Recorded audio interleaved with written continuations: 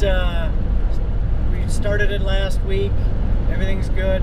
I like to take it out for about 5 miles just to make sure that the chassis is running, the wheels feel good, everything's spinning, the tires aren't falling off, you know, that type of thing.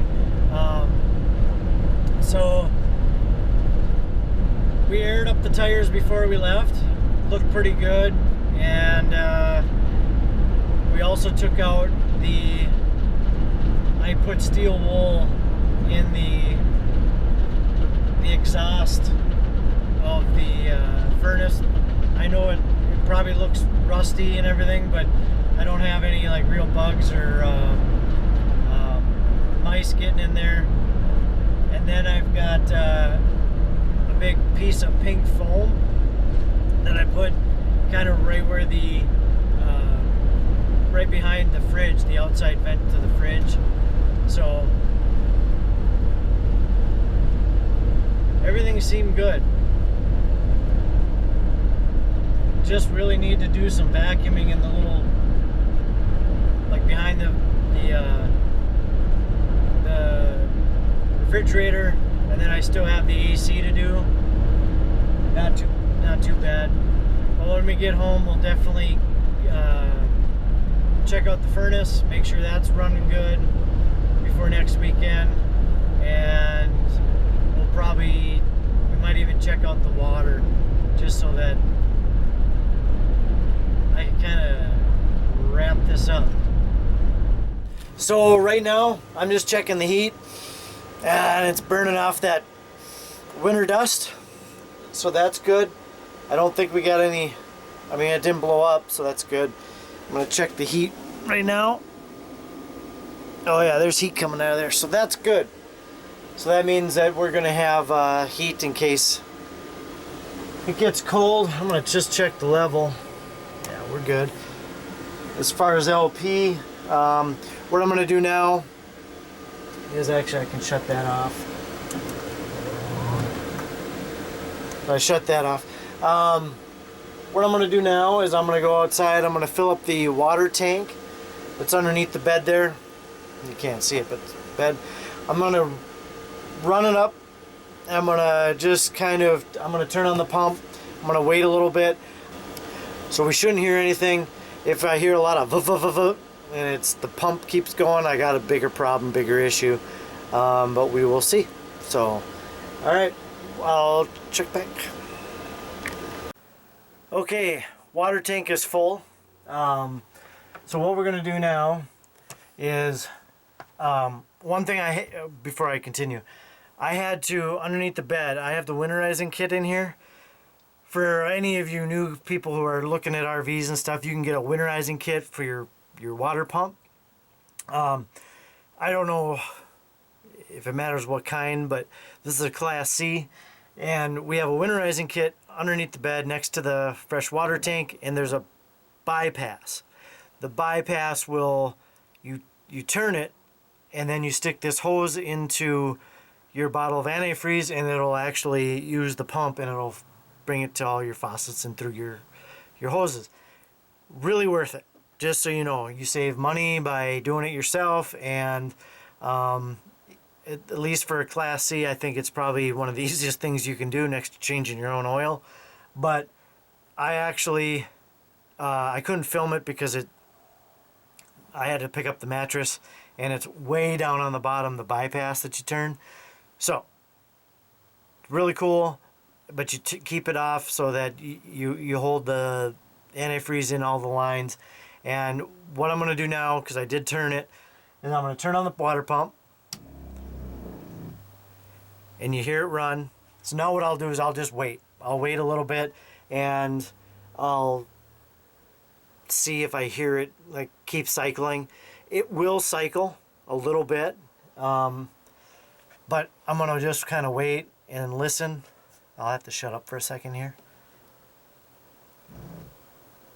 That happens every year, that little pfft.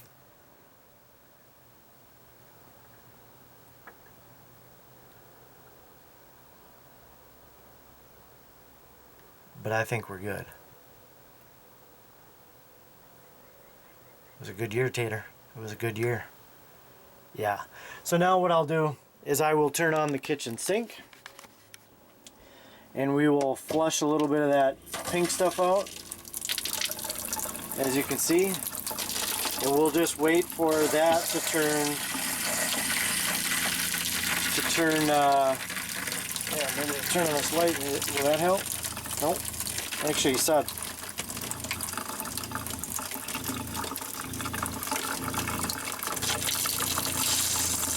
So we'll open it up. See how clear it got? And then I'll do the cold side.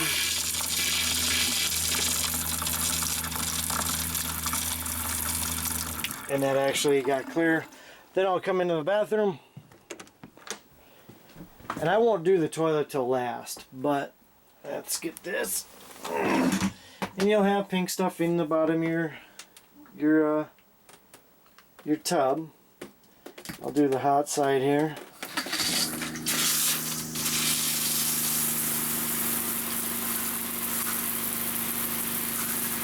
Kind of reminds me of that movie Psycho. Oh. But if you move it up, you can actually see it's clearing up. Okay? And that's what you want. Then what I'll do is I'll turn it up. We'll get some more of that out of there. Then we'll do the cold side. There's a little bit of pink in it. Oh yeah, there it goes.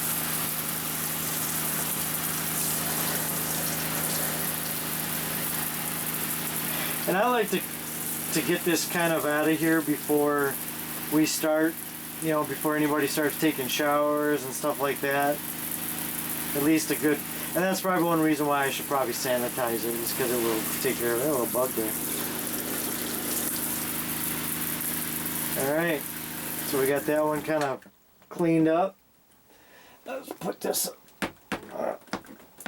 hang that up there. And then we'll shut it off, I think. Yeah, we'll open it, keep it open. We'll do the hot side here in the sink.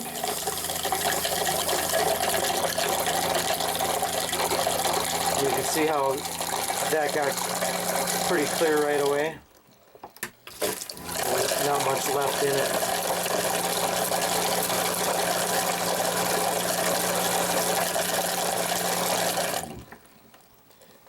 Like it.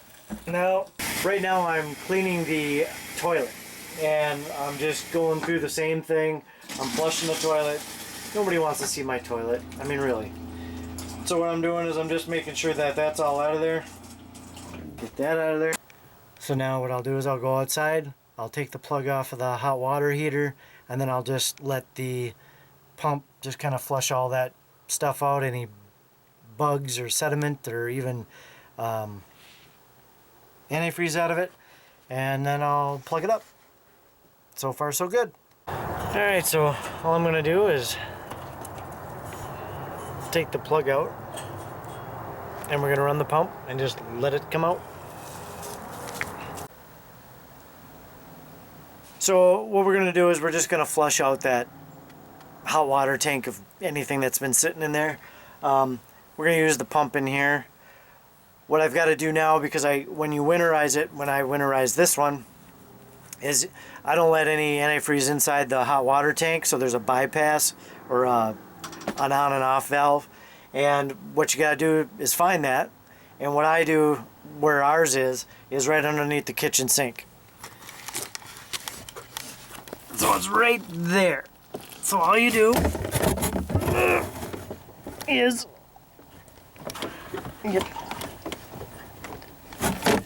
you just turn it the opposite way. So now